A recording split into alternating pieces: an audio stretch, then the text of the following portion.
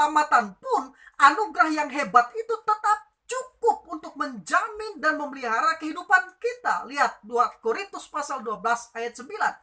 Karena itu, saya lebih suka menggunakan istilah anugerah yang pasti atau definite grace.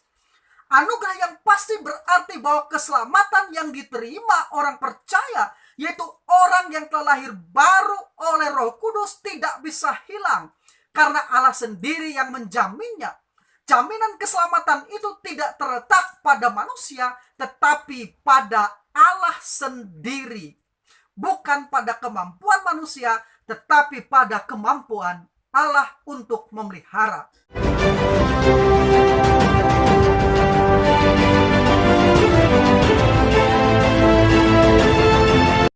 Berjumpa kembali dengan saya, Sam, teolog Protestan Karismatik di BFM channel ini.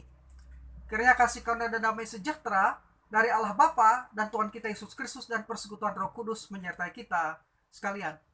Pada kesempatan ini saya akan membahas satu topik yang cukup penting, yaitu special grace, yaitu anugerah yang pasti. Pertama, kata kasih karunia sinonim dengan kata anugerah. Pada dasarnya memiliki makna yang sama dalam bahasa Ibrani dan juga Yunani.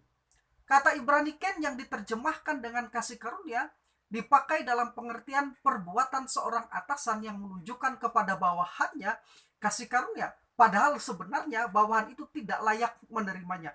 Nah, kata Yunani charis adalah kata benda yang biasa dipakai untuk menerjemahkan kata Ibrani ken. Kata charis yang secara umum berarti kasih karunia, anugerah, atau kemurahan hati. Definisi kasih karunia ini muncul dari kebiasaan Yunani, yaitu ketika orang-orang Yunani ingin memberikan hadiah dari kemurahan hati yang murni tanpa berpikir akan imbalan. Maka kata yang mereka gunakan untuk pemberian itu adalah charis atau kasih karunia. Secara khusus dalam Perjanjian Baru, kata kasih karunia atau anugerah ini dihubungkan dengan keselamatan dari Allah bagi manusia di dalam Kristus, yaitu kemurahan Allah yang diberikan kepada orang berdosa yang tidak layak menerimanya. Misalnya, sebagai contoh, Petrus dalam sidang pertama di Yerusalem mengatakan, sebaliknya kita percaya bahwa oleh kasih karunia, karitos, Tuhan Yesus Kristus, kita akan beroleh keselamatan sama seperti mereka juga. Kisah Para Rasul 15 ayat yang ke-11. Paulus mengatakan dalam Efesus 2 ayat 5-7, telah menghidupkan kita bersama-sama dengan Kristus, sekalipun kita telah mati oleh kesalahan-kesalahan kita. Oleh kasih karunia atau kariti kamu diselamatkan. Dan di dalam Kristus Yesus, Ia telah membangkitkan kita juga dan memberikan tempat bersama-sama dengan Dia di surga, supaya pada masa yang akan datang, Ia menunjukkan kepada kita kekayaan kasih karunia-Nya atau karitos auto yang melimpah-limpah sesuai dengan kebaikannya terhadap kita dalam Kristus Yesus. Kepada Titus, Rasul Paulus juga menuliskan, karena kasih karunia atau charis Allah yang menyelamatkan semua manusia sudah nyata. Titus pasal 2 ayat yang ke-11. Kedua, kasih karunia Allah adalah pernyataan Allah yang berdaulat dan penuh kasih kepada segenap ciptaannya, yaitu seluruh umat manusia secara umum dan kepada umat pilihannya secara khusus. Nah, para teolog membedakan kasih karunia menjadi dua kategori utama, yaitu satu, kasih karunia umum, common grace, dan yang kedua, kasih karunia khusus, special grace. Nah, yang pertama disebut umum. Mengapa? Karena kasih karunia ini disediakan bagi semua orang. Kasih karunia umum mengacu pada pemberian Allah secara universal kepada semua orang. Kasih karunia umum ini meliputi penyediaan kebutuhan dasar, mencegah kebiasaan jahat, menunda penghakiman, dan menopang keteraturan. Sedangkan kasih karunia khusus, special grace, diberikan hanya untuk kaum pilihan Allah. Kasih karunia khusus ini disebut juga kasih karunia yang pasti, definite grace, atau kasih karunia yang efektif. Kasih karunia khusus ini berbicara mengenai perbuatan Allah yang menebus, menguduskan, dan memuliakan umatnya. Kasih karunia umum secara ringkas dapat didefinisikan sebagai kebaikan Allah yang tanpa syarat, unconditional, pada semua orang yang diperlihatkan dalam pemeliharaan atas mereka. Kasih karunia umum dari Allah yang diberikan bagi semua ciptaan ini bersifat inklusif. Kasih karunia inklusif ini meliputi tindakan Allah yang mencipta, mengelola, memelihara, dan mengendalikan alam semesta ciptaannya. Kasih karunia inklusif ini memberikan tempat bagi semua manusia untuk mengambil peran dalam karya ciptaan Allah. Kebenaran yang dapat ditegaskan di sini ialah bahwa Tuhan oleh kedaulatan dan kasih-Nya yang kekal memelihara semua ciptaannya dengan menyediakan semua yang dibutuhkan bagi kelangsungan kehidupan manusia serta alam semesta secara teratur dan berkesinambungan. Melalui kasih karunia yang inklusif ini, nyata kebaikan Tuhan yang memelihara, mengelola, serta mengendalikan alam semesta ciptaannya, sehingga semuanya itu berjalan sesuai dengan hukum yang telah ditetapkannya, sehingga bumi dan alam semesta ini akan terus bergerak secara dinamis. Nah, melalui kasih karunia inklusif ini, Tuhan menyatakan kesetiaannya dalam memelihara umat manusia dari dosa dan kejahatan, sehingga dalam kondisi sejahat-jahatnya moral manusia, dunia akan terus terpelihara oleh anugerah-Nya. Nah, secara lebih khusus Tuhan meneguhkan, memelihara, menuntun, dan memaknai kehidupan setiap individu untuk menjalani tujuan kekal yang telah ditetapkannya. Bisa dibaca di Ayub 42 ayat 2, Mazmur 145 ayat 8 sampai 9, Amsal 16 ayat 4, Pengkhotbah 3 ayat 1 sampai 14, Pengkhotbah 8 ayat 17, Yesaya 49 ayat 1, Yeremia 1 ayat 5, dan 1 Petrus 2 ayat yang ke-9. Berdasarkan penjelasan di atas dapat dikatakan bahwa kasih karunia umum dari Allah adalah untuk seisi alam semesta dan semua manusia ciptaannya. Di sini terlihat bahwa pemeliharaan Allah melalui anugerah umum ini didasarkan kedaulatannya dan tindakan kasih-Nya yang besar. Semuanya menegaskan bahwa pemeliharaannya ini ditujukan kepada semua ciptaan Allah untuk menikmati kebaikannya yang kekal.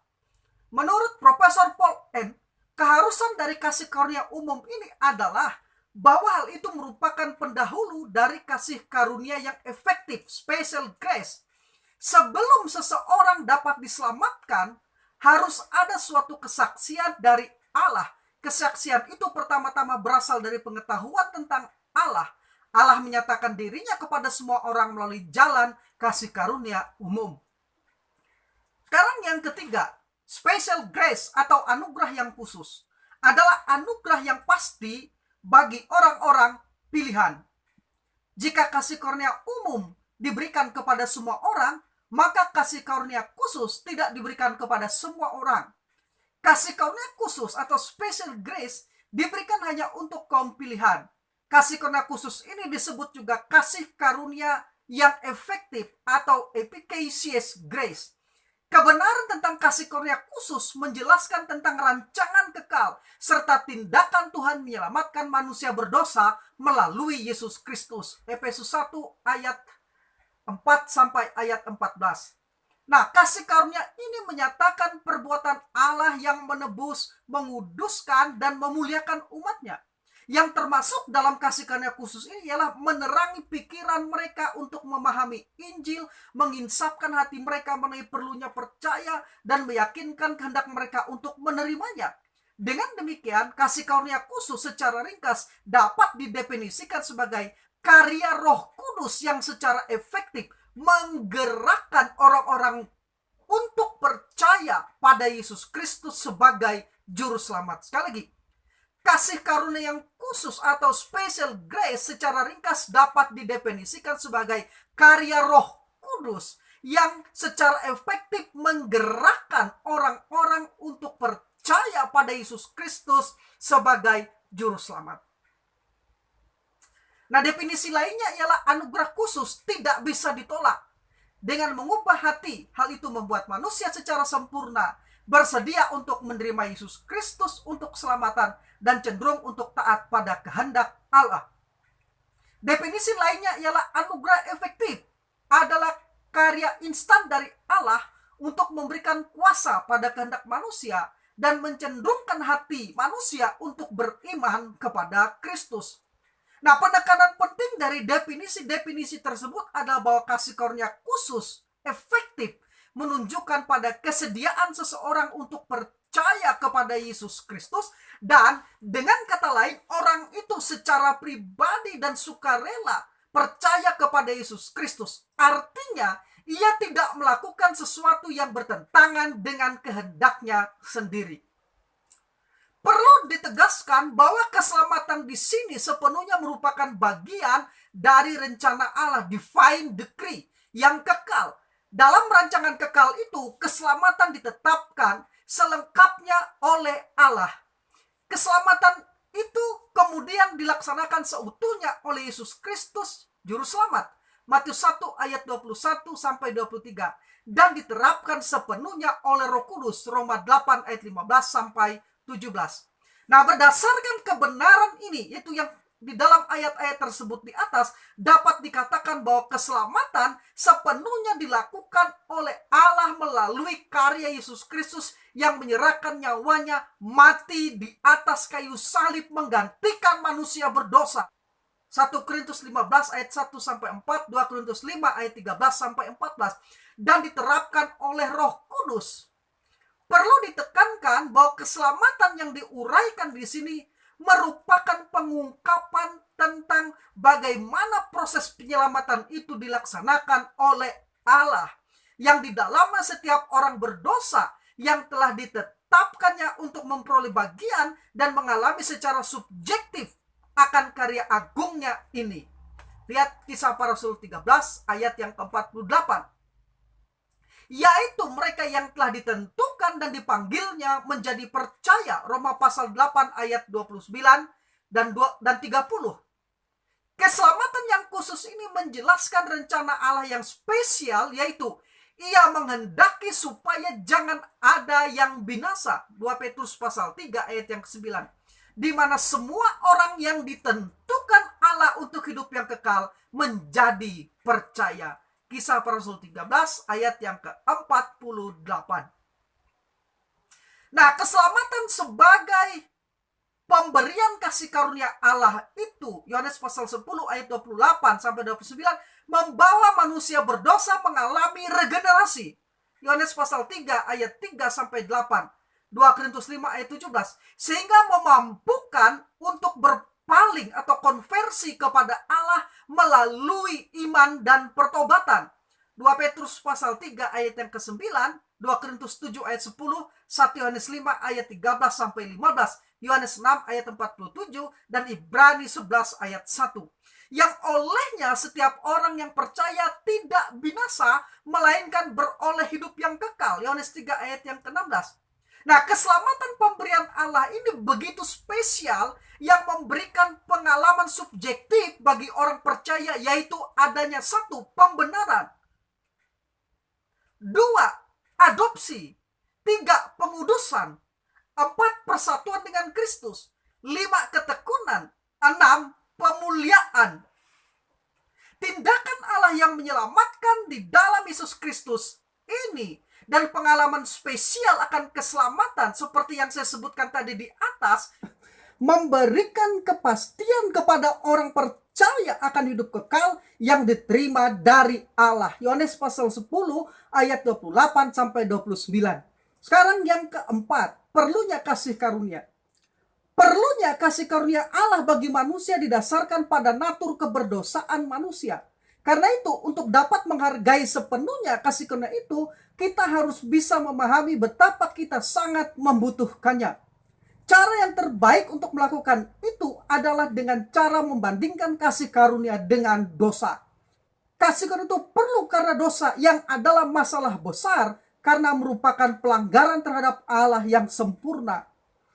Kita harus memulai dengan membahas dosa dan akibat-akibatnya, karena dengan cara ini anugerah Allah yang dahsyat dan melimpah itu akan semakin bersinar dan hanya Dia saja yang dimuliakan. Semakin sedikit pengetahuan seseorang tentang betapa mengerikannya dosa dan akibat-akibat dari dosa itu, maka semakin sedikit juga ia menghargai kekayaan, kebesaran, dan kedahsyatan kasih karunia atau anugerah Allah itu. Namun semakin seseorang menyadari dosa-dosanya dan ketidakmampuannya menyelamatkan dirinya, maka semakin terasa kebutuhannya akan anugerah Allah. Manusia perlu menyadari bahwa ia sama sekali tidak mampu dan tidak bisa menyelamatkan dirinya. Dan pada akhirnya ia menyerah kepada anugerah Allah dan memberi kemuliaan hanya bagi Allah saja. Karena dosa pertama Adam dan Hawa, citra Allah dalam diri manusia telah tercoreng dan mengakibatkan dosa masuk dan menjalar kepada setiap manusia. Roma pasal 3 ayat 10 sampai 12, ayat 23, pasal 5 ayat yang ke-12. Adam dan Hawa telah membuat dosa menjadi aktual pada saat pertama kalinya di Taman Eden. Allah memang menciptakan fakta kebebasan bagi manusia. Namun manusia melakukan tindakan bebas tersebut. Ciptaan itu manusia membuat dosa menjadi aktual dengan kehendak bebas yang diberikan Allah kepadanya. Kejadian pasal yang ketiga. Sejak saat itu natur dosa telah diwariskan kepada semua manusia. Roma pasal 5 ayat 12, 1 Korintus 15 ayat yang kedua. Kita perlu ingat bahwa akibat-akibat sepenuhnya dari kejatuhan tidak hanya terwujud seketika di dalam Adam dan Hawa, tetapi juga di dalam keturunan-keturunan mereka, yakni semua umat manusia termasuk saya dan saudara. Nah, dosa warisan adalah dosa yang diturunkan dari generasi ke generasi, dimulai dari Adam dan seterusnya yang dibawa sejak lahir. Jadi dosa warisan ditularkan lewat proses kelahiran. Kejadian 4 ayat 1, Mazmur 52 ayat 7. Nah, konsep tersebut dapat dijelaskan sebagai berikut. Semua orang mewarisi keadaan berdosa mereka dari orang tua mereka. Dosa orang tua berasal dari orang tua mereka juga. Demikian seterusnya hingga kembali kepada Adam dan Hawa sebagai orang tua pertama yang membawa dosa bagi semua umat manusia keturunan Adam dan Hawa. Nah, dosa warisan juga disebut sebagai dosa asal. Karena dosa yang berasal dari Adamlah yang mengakibatkan terjadinya kerusakan moral dalam sifat manusia yang ditularkan di satu generasi ke generasi yang lain atau keturunan berikutnya. Saya menganjurkan saudara bisa melihat dan menyimak penjelasan mengenai original sin atau dosa asal ini dalam video YouTube saya sebelumnya di BFM Channel. Nah, kita perlu menyadari bahwa tidak ada dosa dan akibat-akibatnya yang akan dialami oleh semua manusia seandainya Adam tidak berdosa. Dosa masuk ke dalam kehidupan manusia karena kesalahan Adam. Roma pasal yang kelima. Alkitab menunjukkan fakta akibat dari dosa Adam. Semua manusia yang dilahirkan, satu, dengan natur yang rusak atau natur berdosa. Dan dua, dengan kesalahan dari dosa Adam yang diperhitungkan kepadanya. Nah, akibatnya semua manusia mengalami satu, kematian rohani yang ditandai dengan terputusnya atau terpisahnya hubungan dengan Allah. Dan dua, kematian jasmani yang ditandai dengan terputusnya atau terpisahnya hubungan tubuh dari jiwa atau rohnya. Secara khusus, jika keadaan manusia yang mati secara rohani ini tidak diubah atau tidak berubah dalam diri manusia sepanjang hidupnya, maka kematian kekal atau kematian yang kedua akan dialami oleh manusia itu. Wahyu pasal yang ke-20 ayat 11 sampai yang ke-15. Nah, kematian kekal di mana manusia akan dibuang selama-lamanya ke neraka, yaitu tempat siksaan yang akhirnya membawa mereka jauh dari hadirat Allah untuk selama-lamanya.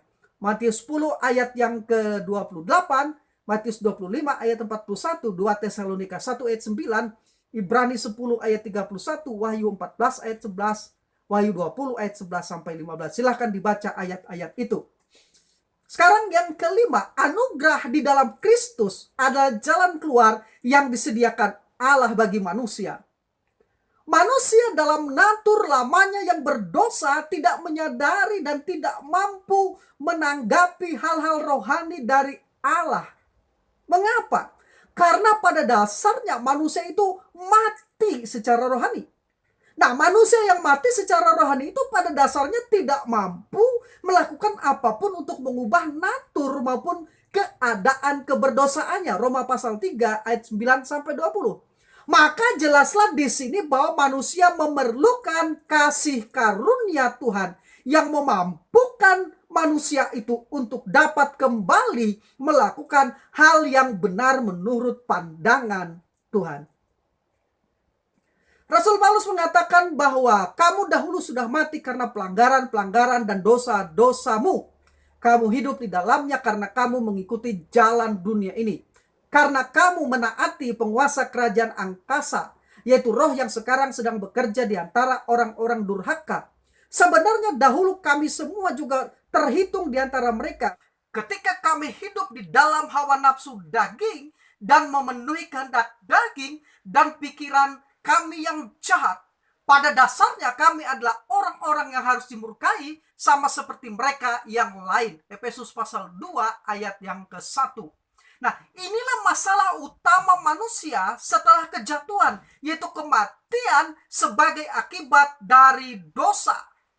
Perlu diperhatikan bahwa di dalam Efesus pasal 2 ayat 1 sampai 3 tersebut, Rasul Paulus sedang membicarakan kita sebagai manusia lama, kainos anthropos, yang hidup di luar Kristus, yaitu kita yang mati atau nekros dalam pelanggaran-pelanggaran, tois paraptomasin, dan dalam dosa-dosa, tais hamartiais.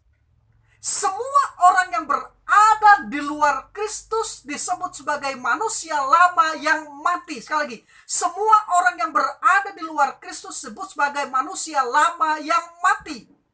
Karena lahir dan berada di dalam Adam atau mewarisi dosa asal dari Adam. Jadi, manusia yang telah mati secara rohani perlu dihidupkan kembali secara rohani juga. Selanjutnya Rasul Paulus mengatakan, tetapi Allah yang kaya dengan rahmat, oleh karena kasih-Nya yang besar dilimpahkannya kepada kita, telah menghidupkan kita bersama-sama dengan Kristus, sekalipun kita telah mati oleh kesalahan-kesalahan kita. Oleh kasih karunia, kamu diselamatkan. Efesus pasal 2 ayat 4 sampai 5. Di sini Rasul Paulus menyatakan keadaan kita sebagai manusia baru. Palaios anthropos, yaitu keberadaan kita yang telah dihidupkan di dalam Kristus. Perhatikan proses sune joo poisen tu Kristo, atau telah menghidupkan kita bersama dengan Kristus di ayat yang kelima. Jadi, satu-satunya jalan keluar bagi dosa asal yang menyebabkan manusia mati secara rohani tersebut adalah pemberian hidup rohani, yaitu hidup baru di dalam Kristus atau regenerasi. Roma pasal 8 ayat 1, Galatia pasal 5 ayat 24. Di mana kebenaran Kristus diperhitungkan kepada setiap orang yang percaya. Paulus dalam Roma pasal yang kelima menyatakan bahwa dosa masuk ke dalam dunia karena satu orang, yaitu Adam. Kemudian Paulus menjelaskan bahwa sebagaimana dosa Adam dipertalikan kepada semua orang, maka anugerah dan pembenaran diperhitungkan kepada setiap orang yang percaya kepada Yesus Kristus. Roma pasal 5 ayat 12 sampai 21. Nah, dengan demikian hanya anugerah Allah dalam Kristus saja yang dapat membebaskan manusia dari dosa dan pelanggarannya. Silakan Anda simak penjelasan mengenai hidup baru dalam Kristus atau regenerasi ini dalam video YouTube saya sebelumnya di BFM Channel. Nah, kita diingatkan bahwa sifat Allah yang kudus menyebabkan Ia murka terhadap manusia yang melanggar perintahnya dan mengharuskannya menghukum manusia berdosa tersebut. Sementara itu sifat Allah yang kasih menuntutnya mengasihi manusia berdosa dengan memberikan kemurahan, kebaikan, dan belas kasihan kepada manusia itu. Di sini kekudusan dan kasih Allah seakan-akan dikonfrontasikan. Allah tidak dapat mengorbankan salah satu dari kedua sifat tersebut, yaitu kekudusan dan kasihnya. Lalu bagaimana cara Allah menegakkan hukum dan keadilan atas dosa manusia? Jawabannya melalui kematian Kristus yang mendamaikan di kayu salib. Kolose pasal 2 ayat 13 dan 14 mengatakan, kamu juga meskipun dahulu mati oleh pelanggaran, sekali lagi, kamu juga yang meskipun dahulu mati secara rohani karena pelanggaranmu, telah dihidupkan Allah bersama-sama dengan Dia sesudah Ia mengampuni, sekali lagi, sesudah Ia mengampuni segala pelanggaran kita dengan menghapus surat hutang yang oleh ketentuan-ketentuan hukum mendakwa dan mengancam kita, dan itu ditiadakannya dengan memakukannya pada kayu salib. Hanya kematian Kristus yang mendamaikan saja yang dapat meredakan kemarahan Allah dan memenuhi tuntutan keadilannya. Kristus secara sukarela menanggung hukuman yang seharusnya dijatuhkan kepada manusia. Melalui kematiannya di kayu salib yang mendamaikan itu, Kristus melakukan pengorbanan, perantaraan, pencurahan darah, peredaan murka, penghapusan kesalahan, korban pengganti, penebusan, pengampunan, dan pembenaran. Dengan demikian, melalui kematian Kristus yang mendamaikan itu, kekudusan, hukum, dan keadilan Allah telah ditegakkan, dan secara simultan kasihnya kepada manusia dinyatakan. Akhirnya, kita diselamatkan karena anugerah oleh iman saja. Pernyataan Rasul Paulus yang tegas dalam Efesus 2 ayat yang ke-8 sampai 9. Sebab karena kasih karunia kamu diselamatkan oleh iman, itu bukan hasil usahamu tetapi pemberian Allah. Itu bukan hasil pekerjaanmu, jangan ada orang yang memegahkan diri. Jadi kita tidak mempercayai keselamatan karena perbuatan-perbuatan baik ataupun karena iman ditambah dengan perbuatan baik. Tidak, kita tidak percaya itu. Tetapi keselamatan kita hanya karena anugerah oleh iman atau melalui iman. R.C. Sproul menyatakan deklarasi utama dari reformasi adalah sola gratia, yaitu keselamatan hanya merupakan anugerah Allah semata-mata.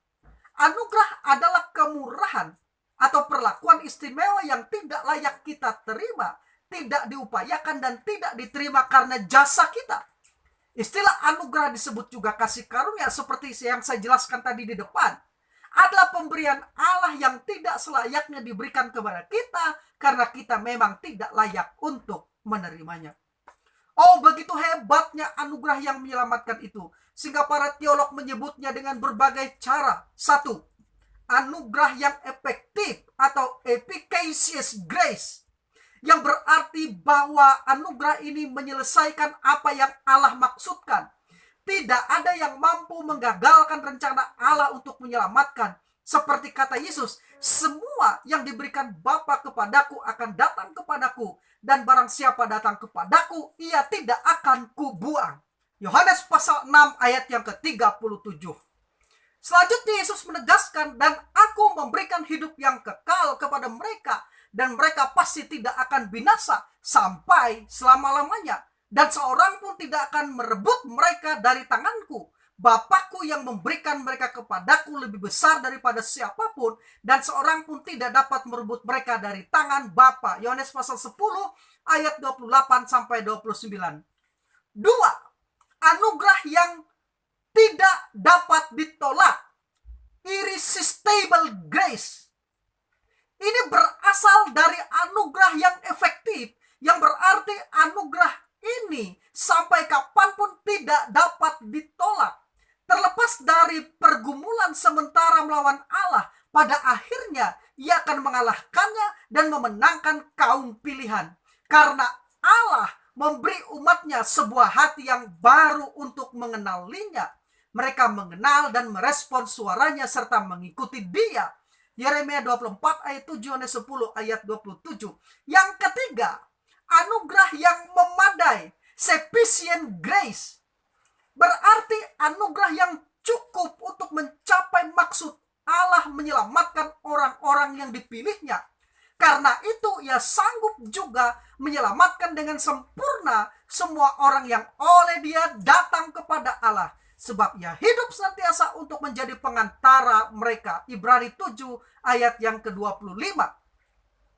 Bahkan setelah keselamatan pun, anugerah yang hebat itu tetap cukup untuk menjamin dan memelihara kehidupan kita. Lihat 2 Korintus pasal 12 ayat 9.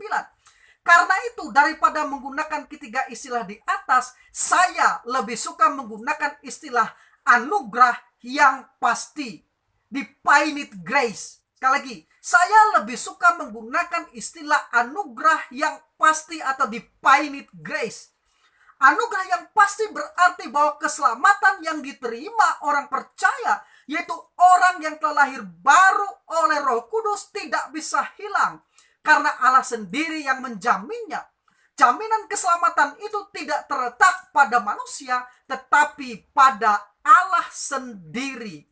Bukan pada kemampuan manusia, tetapi pada kemampuan Allah untuk memelihara.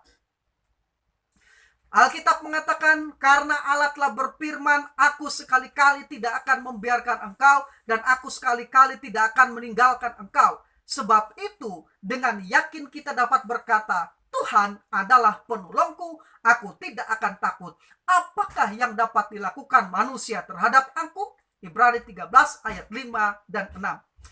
Di sini Rasul Paulus menyatakan keselamatan itu sebagai suatu anugerah yang pasti, atau dengan kata lain terjamin. Ia mengatakan bahwa jaminan kepastian keselamatan ini didasarkan atas janji Tuhan yang tidak akan pernah membiarkan dan tidak pernah meninggalkan orang percaya itu. Ketika Tuhan berkata, aku tidak akan pernah membiarkan engkau dan aku tidak akan pernah meninggalkan engkau, maka double negatif digunakan untuk menyampaikan pengertian tidak pernah. Yang paling kuat di dalam bahasa Yunani. Di sini kata Yunani yang digunakan adalah kata oume, yang berarti tidak pernah. Double negatif dalam ayat ini muncul 2 kali di dalam satu pernyataan Tuhan kita. Kata oume digunakan dalam bahasa Inggris untuk kata never. Parafrase lain untuk menunjukkan kekuatan dari apa yang Tuhan maksud dalam ayat ini demikian. Aku tidak akan dengan cara apapun mengecewakan engkau atau melepaskan engkau atau meninggalkan engkau tanpa dukungan. Aku tidak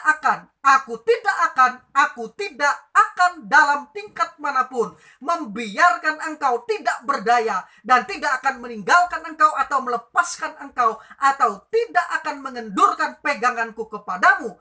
Pasti tidak akan pernah. Itu sebabnya saya lebih suka menyebut anugerah ini sebagai definite grace, anugerah yang pasti. Jadi ketika Tuhan mengatakan aku tidak akan pernah, maka hal itu merupakan pernyataan kepastian anugerahnya dan memberi kita keyakinan bahwa ia menjamin keselamatan kita dari awal sampai akhir. Juga berarti bahwa ketika kita di atas, ia bersama kita. Ketika kita di bawah, ia juga tetap bersama kita. Ketika kita senang, ia bersama kita. Dan ketika kita sedih, ia ada bersama kita, memberi kita penghiburan. Ketika kita kuat, ia bersama kita. Dan ketika kita lemah, ia ada untuk menguatkan kita. Ketika kita melakukan yang tidak benar, ia ada bersama kita. Dan ketika kita gagal, ia masih tetap ada bersama kita untuk menolong kita. Itulah artinya ketika Tuhan kita berkata bahwa ia tidak akan pernah membiarkan kita ataupun tidak akan pernah meninggalkan kita. Jadi jika ada orang yang mengatakan bahwa kita dapat kehilangan keselamatan kita di dalam Yesus Kristus, berhentilah mendengarkan kata-kata orang itu. Jangan biarkan ada orang yang merampas kepastian keselamatan kita di dalam Yesus Kristus. Sebab ketika Tuhan mengatakan sekali-kali tidak akan pernah, maka artinya sekali saja pun ia memang tidak akan pernah. Dan Tuhan kita tidak pernah dan tidak akan pernah berdusta untuk janjinya tersebut. Meskipun demikian, untuk bertumbuh di dalam anugerah merupakan kerjasama manusia dan Allah. Dengan kata lain, kita yang diselamatkan karena anugerah tidak berhak untuk memiliki kehidupan Kristen yang pasif. Anugerah pasca keselamatan itu sendiri pun tidak memasukkan unsur jasa atau usaha. Namun, Rasul Paulus mengingatkan secara langsung bahwa orang-orang Kristen hendaknya bekerja sebagaimana Allah bekerja di dalam mereka. Filipi 2 ayat 12-13. Nah, konsekuensi praktis dari anugerah Allah di dalam kita ialah memperlakukan orang-orang lain dengan lemah lembut. Kita memperlakukan pengampunan Allah dan kebaikannya kepada mereka, entah mereka layak menerimanya ataupun tidak. Hasilnya, semua orang yang mengamati kita tentu akan melihat anugerah Allah tampak di dalam diri kita.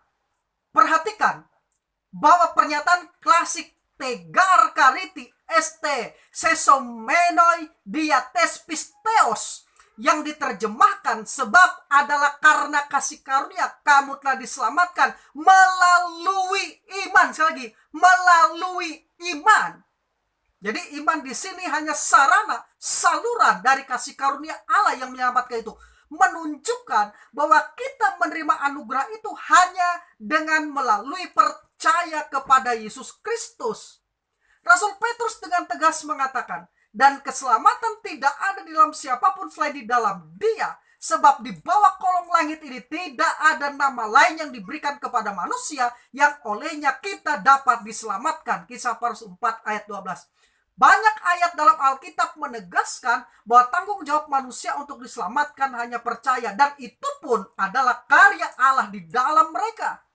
Yohanes pasal 1 ayat 12, Yohanes pasal 3 ayat 16, ayat 18, ayat 36, pasal 5 ayat 24, pasal 11 ayat 25 sampai 26, pasal 12 ayat 44, pasal 20 ayat 31, Kisah Rasul 16 ayat 31, 1 Yohanes pasal 5 ayat 13, dan ayat-ayat lainnya.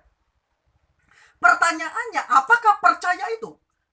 Iman atau percaya atau pisteo atau pistis yang dimaksud oleh Yohanes dalam Injilnya adalah aktivitas yang membawa manusia menjadi satu dengan Kristus, dan ini diterima pada saat lahir baru atau regenerasi.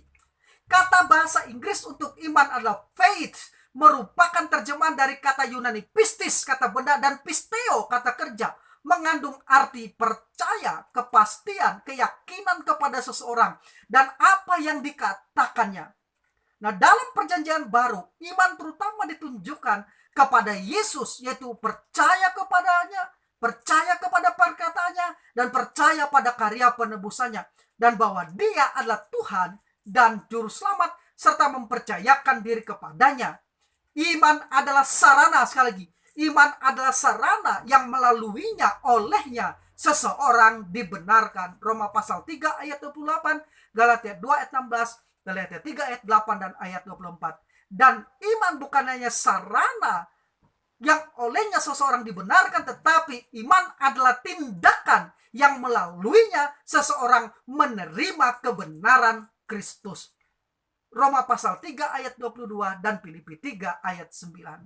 Sebagai tambahan, walaupun secara kronologis iman dan pertobatan terjadi bersamaan satu paket yang dikenali dengan conversion atau konversi, namun secara logis saya berkeyakinan mengikuti John Calvin, mengikuti John Murray, mengikuti James Boyce, bahwa iman mendahului pertobatan. Sekali lagi, sebenarnya inilah satu paket, ya, tetapi secara logis iman mestinya mendahului pertobatan, dan satu-satunya syarat bagi keselamatan adalah iman yang menghasilkan pertobatan.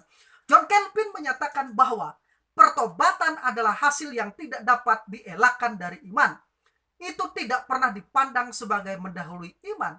Tidak seorang pun akan sungguh-sungguh memuja-muja Allah kecuali ia mempercayai bahwa Allah itu baik baginya. Akan tetapi itu tidak berarti bahwa suatu masa waktu perlu lewat sebelum iman melahirkan pertobatan. Tetapi pertobatan pada dasarnya dan langsung mengalir dari iman. Sekali lagi, John Calvin di kalimat akhirnya mengatakan, tetapi pertobatan pada dasarnya dan langsung mengalir dari iman. Saya Sam, teolog Protestan karismatik. Tuhan.